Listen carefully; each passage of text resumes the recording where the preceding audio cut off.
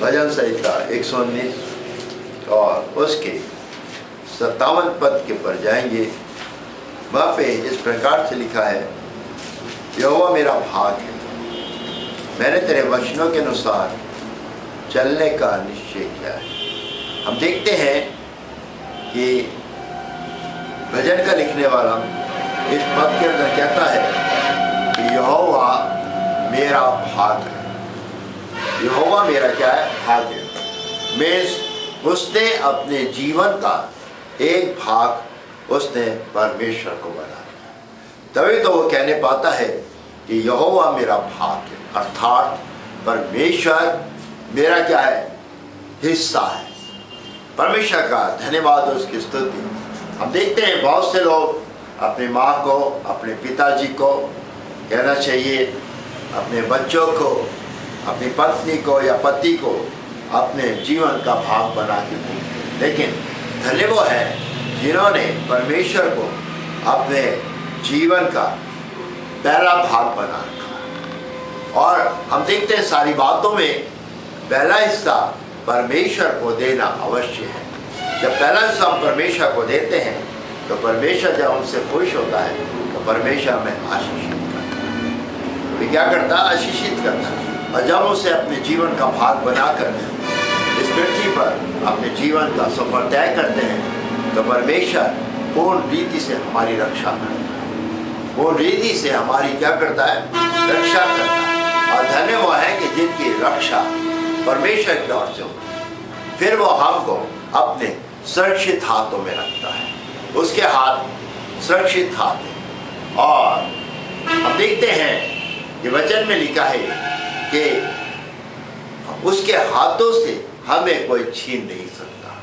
परमेश्वर के हाथों से कोई हमें छीन नहीं सकता।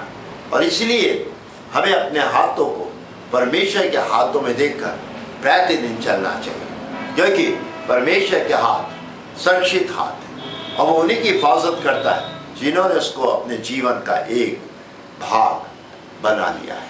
फिर उनकी रक्षा करता है और वो स्वयं कहता है कि जो तुम्हें छूता है वो मेरी आँख की पुतली को छूता है। फिर परमेश्वर ने हमारी तुलना अपनी आँख की पुतली की तरह करी है। फिर इतना नहीं, परमेश्वर यहोवा ने सब कुछ बनाया, सोना चांदी भी बनाया, कोयला भी बनाया।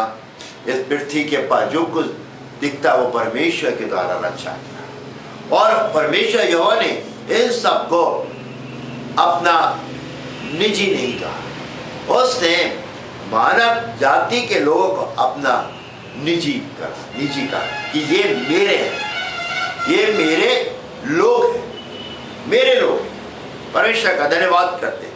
और हम देखते हैं परमेश्वर ने सब कुछ बनाया, उसको उन चीज़ों को ये नहीं कहा कि ये सब मेरा है, ये सब मेरा, बल्कि उसने जो मानव को बनाया उसको कहा कि ये मेरे हैं। परमेश्वर का धन्यवाद, ये मेरे हैं। परमेश्वर का हम शुक्र करते हैं। और इसलिए वचन में लिखा है कि हर मानव की तौबा तक नौबत आने पर है, हर मानव की तौबा तक नौबत आने पर, और जो उद्धारकर्ता करके उसे ग्रहण करते हैं वो उसकी निजी संपत्ति है, परमेश्वर की निजी संपत्ति है।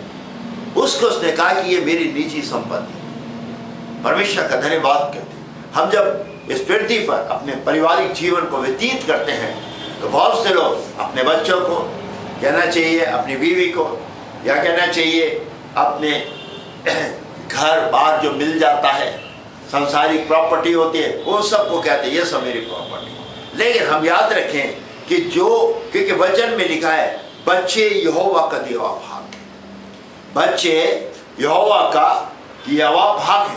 और आज के समय में हम देखते हैं बच्चे हमारी प्रॉपर्टी है, बच्चे क्या है? हमारी प्रॉपर्टी है। और परमेश्वर का धन्यवाद करते हैं, जो हमारे बच्चे परमेश्वर में होकर चलने लगते हैं वो उसकी निज संपत्ति बन जाती है। और हम कहते हैं उसने स्वयं कहा कि ये मेरी निज प्रजा है, तो इसलिए हमें प्रार्थना करनी चाहिए कि परमेश्वर मेरे जीवन में ऐसा कार्य कर कि मैं तुझ में रह के अपने जीवनों को व्यतीत कर सकूं और तुझे उद्धारकर्ता करके ग्रहण करूं, ताकि मैं तेरी निजी संपत्ति बन जाऊं। क्योंकि उसकी निजी संपत्ति बनने के लिए आपको कुछ करना है। परमेश्वर यहोवा ने अपने बेटे के द्वारा सब कुछ करा दिया है, हालेलुया। लेकिन उसकी निजी संपत्ति बनने के लिए हमें अपने जीवन में प्रभु यीशु को लेना है। वो उसका स्वयं का पुत्र है, उसका क्या है? पुत्र है, क्योंकि वो पुत्र होकर इस पृथ्वी पर आया। और हम देखते हैं कि अगर वो अपने पुत्र को इस पृथ्वी पर नहीं भेजता तो हम जो लोग हैं, मानव जाति जहां थे वहीं के वहीं रहते। लेकिन उसके पुत्र के द्वारा हमारा मेल मिलाप परमेश्वर के साथ हुआ, और जिनका मेल मिलाप परमेश्वर के साथ होता है वो उसकी निज संपत्ति बन जाती है। और हम आगे कहता है कि मैंने तेरे वचनों को के अनुसार चलने का निश्चय किया। तेरे वचनों के अनुसार चलने का निश्चय किया है। तेरे वचनों के अनुसार परमेश्वर पहले कहता है कि वो मेरा भाग है, फिर कहता है कि उसके वचनों के अनुसार मैंने चलने का निश्चय किया। मीन्स उसने अपने जीवन में एक संकल्प लिया था कि मैं परमेश्वर के वचनों के मुताबिक चलूंगा। और हम देखते हैं कि उसका जीवन, जब हम इन वचनों के अंदर उसके जीवनों का अध्ययन करते हैं तो सच में वो मरते दम तक परमेश्वर में विश्वास योग्य रहा और उसके वचनों के अनुसार चलता रहा, उसके वचनों के अनुसार चलता रहा। और हम देखते हैं कि अगर हम अपने जीवन का एक भाग बनाते हैं तो हमें भी उसके स्थान पे अपने को लगा के कहना है कि मैं जीवन भर तेरे वचनों के अनुसार चलने का निश्चय करती। तभी आप परमेश्वर में मजबूत खंबे बनने पाएंगे, तभी आप परमेश्वर के मार्गों पर चलने पाएंगे, तभी आप उसकी इच्छा को अपने जीवन में पूरा करने पाएंगे, तभी वो अपनी वाचा को आपके साथ बांधेगा, और जो वाचा आपके साथ बांधेगा उससे वो कभी पीछे नहीं हटेगा। और हम देखते हैं वचन के अंदर हर बात में कंडीशन पाई जाती। परमेश्वर यहोवा ने पहले कंडीशन को डाला है, यदि तुम ऐसा करोगे तब मैं वैसा करूंगा, यदि तुम ऐसा करोगे तब मैं वैसा करूंगा। मीन्स वो पहले हमसे चाहता है कि जो उसकी बातें हैं, जो उसके वचन है, वो हमारे जीवन में पहले होना बहुत जरूरी है, और तभी वो हमें आशीषित करेगा और तभी वो हमको लेके चलेगा। क्योंकि हम एक छोटा सा उदाहरण परमेश्वर के वचन में से ले सकते हैं। उसने कहा दो तो तुमको मिलेगा। पहले हमें देना सीखना है, हमें पहले अपना जीवन परमेश्वर को देना सीखना है।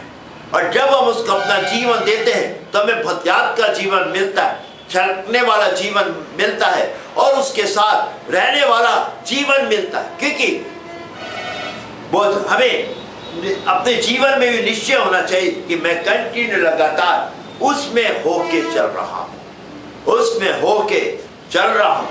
और जब आप कंटिन्यू लगातार उसमें होके चलने लगते हैं, उसकी बातों को अपने जीवन में लेके आगे बढ़ते हैं, तो आपका परमेश्वर कभी भी जो वाचा आपके साथ बांधी उससे वो कभी पीछे नहीं हटेगा, वो कभी भी पीछे नहीं हटेगा। और फिर हम आगे बढ़ना चाहते हैं, भजन संहिता 119 के अगले पद में बढ़ना चाहते हैं। 58 में मैंने पूरे मन से तुझे मनाया है, इसलिए अपने वचन के अनुसार मुझ पर अनुग्रह कर। क्या कहता है? मैंने पूरे मन से तुझे मनाया, पूरे मन से तुझे मनाया।